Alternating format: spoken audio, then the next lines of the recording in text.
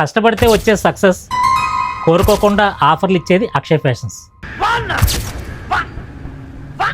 Hi friends, welcome to Akshay fashions 2.0 Rajahmundry.